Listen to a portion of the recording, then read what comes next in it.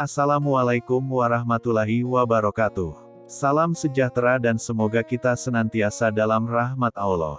Kisah karomah Kiai Haji Tubagus Muhammad Falak, ulama harismatik asal Banten. Kiai Haji Tubagus Muhammad Falak atau lebih dikenal dengan sebutan Abah Falak adalah seorang ulama harismatik yang lahir di Banten pada 1842 Masehi di Pondok Pesantren Sabi, Desa Purbasari Kabupaten Pandeglang, Banten. Nama aslinya adalah Tubagus Muhammad bin Kiai Haji Tubagus Abbas. Gelar Falak itu sendiri diberikan oleh gurunya Syekh Said Afandi Turki, usai dia mempelajari ilmu khasaf dan falak perbintangan di Mekah. Sejak kecil Tubagus Muhammad Falak diasuh ayahandanya Kiai Haji Tubagus Abbas dan ibundanya Ratu Quraisin. Ayahnya sendiri adalah keturunan keluarga Kesultanan Banten, silsilah dari Syekh Syarif Hidayatullah. Sedangkan ibunya Ratu Quraisin merupakan keturunan dari Kesultanan Banten. Ayahandanya Kiai Haji Tubagus Abbas merupakan seorang ulama besar di Banten. Dia merupakan pendiri dan pemimpin Pondok Pesantren Sabi. Dari ayahnya lah pertama kali Tubagus Muhammad mendapat pendidikan dalam bidang baca tulis Al-Quran, Sufi dan terutama pemantapan akidah Islam. Saking cintanya pada ilmu agama Tubagus Muhammad sampai pernah mengembara di usia yang sangat muda yaitu 15 tahun. Tubagus Muhammad berguru pada ulama Banten dan Cirebon untuk menuntut dan memperdalam ilmunya. Pada usia 17 tahun tepatnya tahun 1857 untuk pertama kalinya Tubagus Muhammad berangkat ke Tanah Suci untuk menimba ilmu selama kurang lebih 21 tahun. Beberapa bidang keilmuan yang beliau pelajari dan perdalam hingga ke Timur Tengah antara lain ilmu tafsir Al-Quran, dari Syekh Nawawi Al-Bantani dan Syekh Mansur Al-Madani. Ilmu hadits, dari Sayyid Amin Qutbi, ilmu tasawuf, dari Sayyid Abdullah Jawawi, ilmu falak, dari Afandi Turki, ilmu fikih, dari Sayyid Ahmad Habsi, Sayyid Barum, Syekh Abu Zahid dan Syekh Nawawi Al-Falimbani. Ilmu hikmat, dari Syekh Umar Bajenet Makkah, Syekh Abdul Karim dan Syekh Ahmad Jaha Banten, dan beberapa ulama besar lainnya antara lain Syekh Ali Jabra, Syekh Abdul Fattah Al-Yamani, Syekh Abdul Rauf Al-Yamani, Sayyid Yahya Al-Yamani, Syekh Zaini Dahlan Makkah, dan ulama-ulama besar dari Banten diantaranya, Syekh Salman, Syekh Soleh Sonding, Syekh Sofyan dan Syekh Sohib Kadu Pinang. Selama berada di Mekah tinggal bersama Syekh Abdul Karim. Dari Syekh Abdul Karim Tubagus Muhammad mendapatkan kedalaman ilmu tarekat dan tasawuf. Bahkan oleh Syekh Abdul Karim yang dikenal sebagai seorang wali agung dan ulama besar dari tanah Banten yang menetap di Mekah itu, Tubagus Muhammad dibayat hingga mendapat kepercayaan sebagai mursyid guru besar Thariqah Qadiriyah wa Naqsyabandiyah. Pada tahun 1878 Tubagus Muhammad kembali ke tanah air. Dia sempat tinggal di tempat kelahirannya Pandeglang, Banten dan mendapat kepercayaan memimpin Pondok Pesantren Sabi yang ditinggalkan ayahandanya.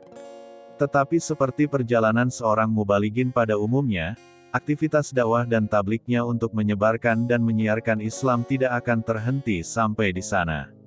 Sebagai wujud untuk mengembangkan dan mengamalkan ilmunya, sejak tahun itu beliau mulai melancarkan aktivitas tablik dan dakwah secara estafet.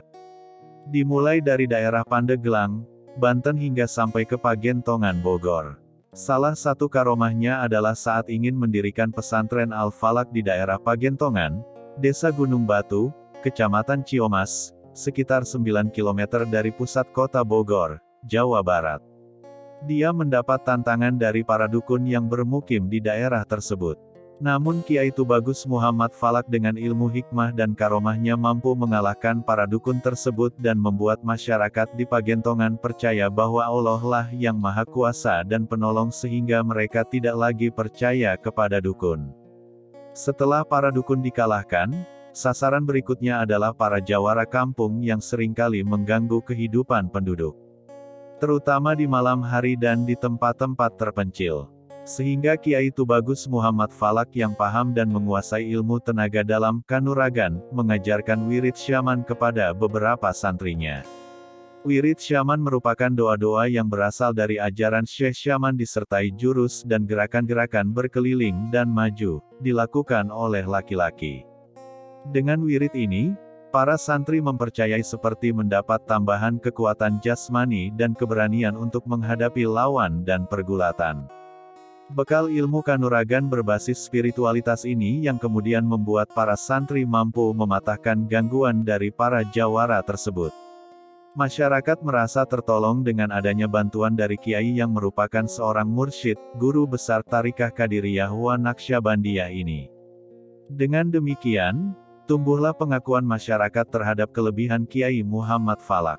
Bahkan dalam pandangan awam, Kiai Muhammad Falak tidak hanya dikenal sebagai ulama terkemuka dan sakti yang memiliki banyak ilmu hikmah. Di Pagetonganlah Tubagus Muhammad juga mendapatkan seorang istri yang bernama Siti Fatimah. Dari Siti Fatimah, dia kemudian dikaruniai seorang putra yang bernama Tubagus Muhammad Thohir atau yang lebih dikenal dengan Bapak Aceng. Dari Tubagus Muhtohir lahirlah beberapa orang cucu dan buyut yang sekarang beberapa diantaranya mengabdi di pesantren Al-Falak dan sekitarnya. Abah Falak bermukim di Pagentongan hingga akhir hayatnya. Abah Falak merupakan seorang ulama yang harismatik, di mana sejumlah ulama besar termasuk para habib di Nusantara, memberikan pengakuan bahwa dia merupakan seorang waliullah. Hal itu pernah disampaikan oleh Habib Umar bin Muhammad bin Hud al-Atas Cipayung, Habib Soleh Tanggul, Jawa Timur dan Habib Ali al-Habsyi Kuitang, Jakarta.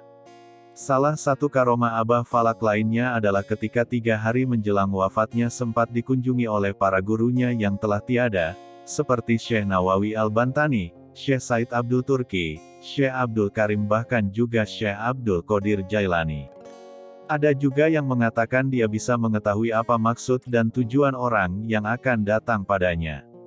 Selain itu diterangkan pula, bahwa Abah Falak sering melakukan perjalanan singkat antara Pagentongan ke Banten yang dalam hitungan menit. Selain ahli falak, Abah juga seorang ahli zikir dan tarekat, setiap harinya Tubagus Muhammad tidak pernah lepas dari tasbih. Bahkan Abah Falak selalu mengingatkan supaya mulut kita jangan sampai kering, tetapi harus basah dengan berzikir, membaca istighfar dan salawat Nabi. Abah Falak, termasuk ulama besar yang selalu menjaga kebersihan dan kesehatan tubuhnya karena itu sudah menjadi kebiasaan setiap pagi memakan 2 telur ayam kampung, kemudian jalan-jalan sambil melihat-lihat pondok pesantren, madrasah, majelis taklim dan masjid.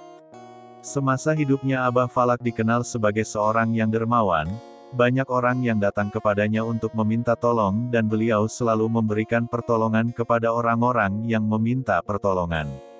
Abah Falak wafat pada tanggal 19 Juli tahun 1972 Masehi atau 8 Jumadil Akhir 1392 Hijriah, di usianya yang ke-130 tahun.